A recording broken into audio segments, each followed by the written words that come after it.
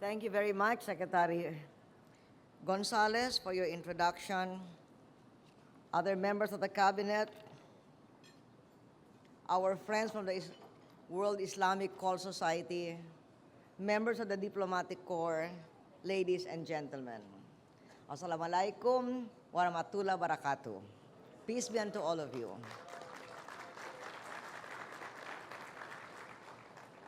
We praise and thank our Lord Allah for another chance to break bread together.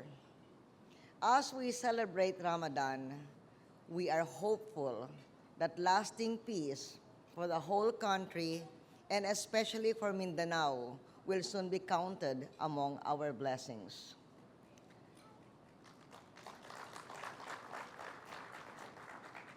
The sad irony of Mindanao is that it is our bread basket or food basket, and yet it has some of the highest hunger in our nation. It has large fields of high productivity, yet it also has the majority of our poorest provinces. The prime reason is the endless Mindanao conflict. Our archipelagic nation has had its share of religious strife, ethnic tension, and violence. For years, we have worked earnestly and honestly to achieve peace in that southern island of our country, only to have the peace process upended by the recent violence carried out by lawless elements. Notwithstanding the setbacks in our peace process, I stand before you tonight, to declare loud and clear that the Philippines will have peace in Mindanao.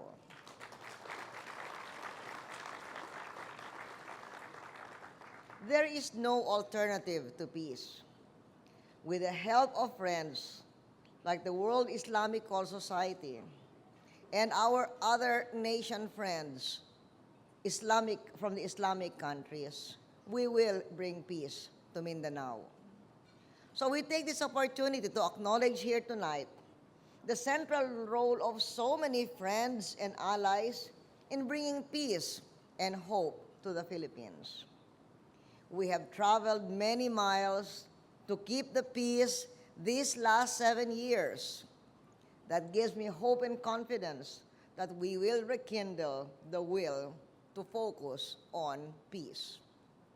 We will refocus all peace talks from one that is centered on dialogues with rebels to one of authentic dialogues with the communities.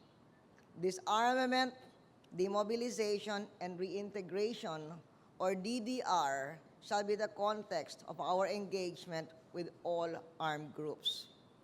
And we thank our friends in the Islamic world, both within this country, in the Middle East and Southeast Asia, who have played or wish to play a role in making this possible.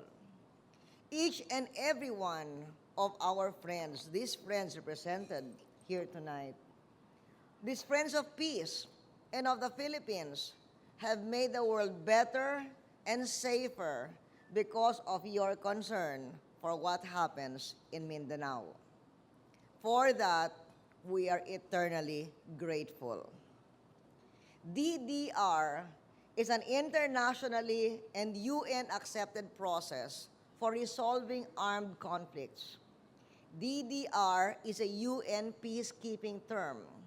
It is part of the peace process in the post-conflict scenario being applied in such places as Liberia and Afghanistan. Disarmament entails the physical removal of the means of combat from ex-belligerents, such as weapons and arms.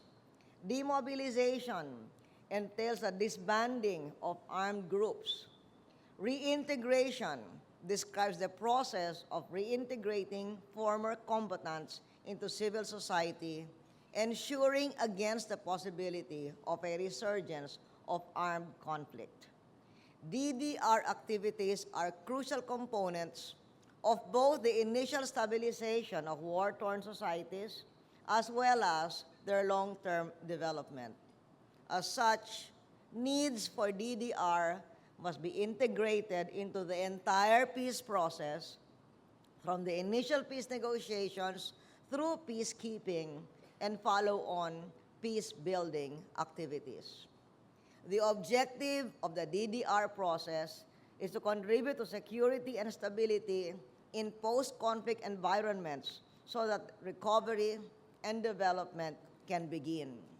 DDR lays the groundwork for safeguarding and sustaining the communities in which individuals can live as law-abiding citizens while building capacity for long-term peace, security, and development.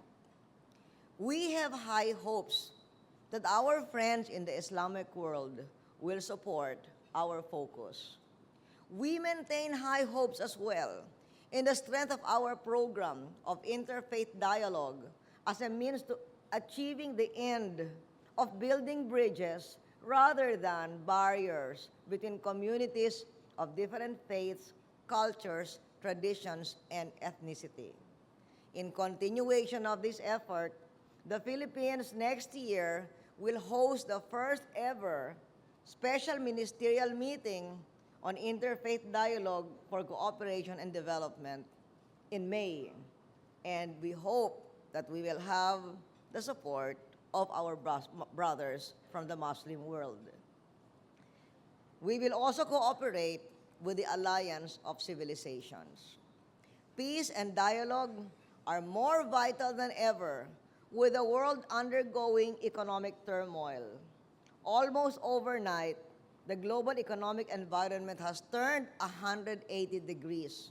The dramatic surge in food and fuel prices and the financial turmoil in the world markets have created a global price crisis, the worst since the Great Depression and the end of World War II. This is a complex time that defies easy and simple solutions.